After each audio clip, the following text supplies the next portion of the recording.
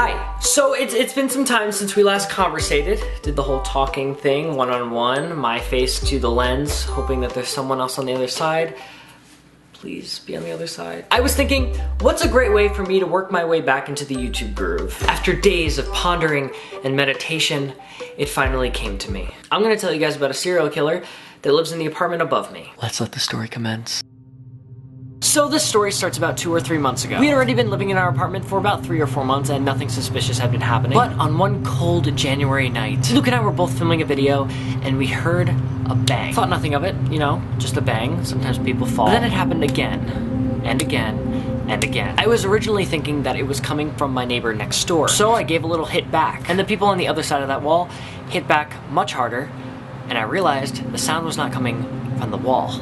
It was coming from the ceiling. For the next 2 or 3 hours, it just continued to happen. With the knowledge that now it was coming from the apartment above us, Luke and I really wanted to go up there and say something to him. But for some reason, it immediately stopped when we mentioned that we were gonna go up there. Fast forward a few weeks later, it's happening again. This time my girlfriend Griffin is over and she takes matters into her own hands. She marches all the way up to his apartment and the first thing that she notices is that there's an extra lock on his door. One that's completely different than any other locks in the entire apartment complex. That is something that Jeffrey Dahmer did. He's the most famous serial killer of all time, just saying. She knocks on the door. About 20 or 30 seconds later, she hears rustling against the door. What she can hear is locks being unlocked. So now we're starting to realize that there are multiple locks, not just this one very different one. He eventually opens up the door, but only opens it about this much. The apartment is completely black, and he says, "What?" Griffin goes, "You know, you've been banging, can you possibly keep it down?" And he goes, "It won't happen again."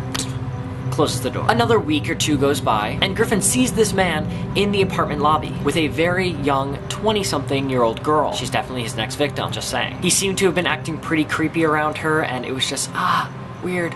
We've never seen her again. Anyway, that night, Luke gets home really late. Around 4 a.m. He was dropping a friend off at the airport. He jumps into bed, tries to fall asleep, and suddenly starts to hear sounds again. Luke decided to take out his phone and record a video of what was happening above him because it was freaking him out so much.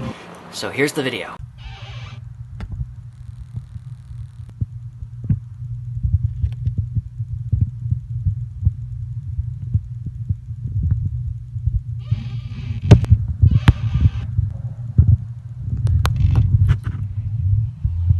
Anyway, now after watching that, I was pretty freaked out, so was Griffin, and Luke was even more freaked out, so we decided not to do anything. There were a few nights when we heard the banging and decided we were feeling really adventurous and we'd get halfway up the stairs and then stop and go all the way back down to our apartment and lock the door because we were so terrified. But a few nights ago, Luke and I got really ballsy. I took a huge kitchen knife, Luke took Griffin's pepper spray, and we made our way upstairs. After many minutes of Luke and I running around like we were 4 years old,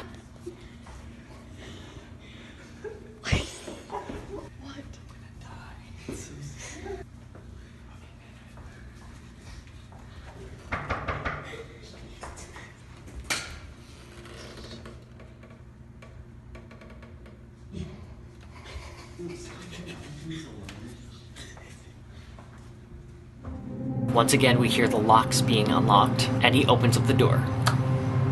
His apartment looks completely casual. Luke says, "Can I ask why you've been hitting the floor?" And he comes back with this really scripted response. Hi, can you ask why you're pounding? Oh, bro, that happens so infrequently. I swing a golf club every once in a while. It doesn't happen all the time. Oh, it's okay then. Well, it's like almost every night. No, it's not.